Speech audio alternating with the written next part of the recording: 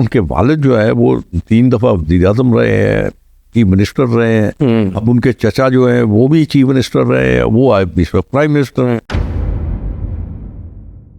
Sir इस वक्त हम लाहौर में बैठे हैं और अगर हम पंजाब की बात करें तो आपने सियासत में ज़िंदगी गुजारी है, आपने शहबाज शरीफ साहब को भी पंजाब के सीएम के ओहदे पर देखा है, अब आप मौजूदा दौर के अंदर वज़ीर आला पंजाब मरीम नवाज़ साहिबा को भी देख रहे हैं।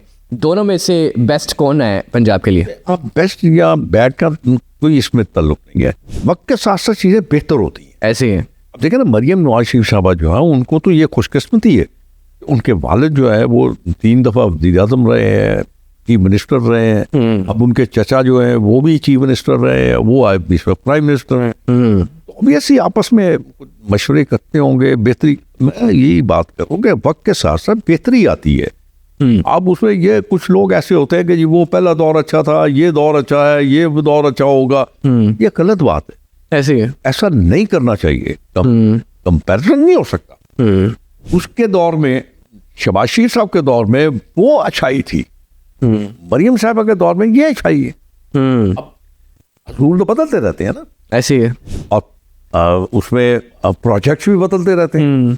कुछ प्रोजेक्ट्स भी होते हैं जिनको आप कैरी करते हैं और कुछ नए प्रोजेक्ट्स आ जाते हैं। अब जैसे उन्होंने अब जो बेघर लोग हैं उनको उन्होंने कर दिया, जो कारोबारी हजरात हैं उनको उन्होंने कर्ज मुहैया करना शुरू कर दिया। तो ये इसमें हर वक्त कोई ना कोई अच्छाई इसमें आती रहती है।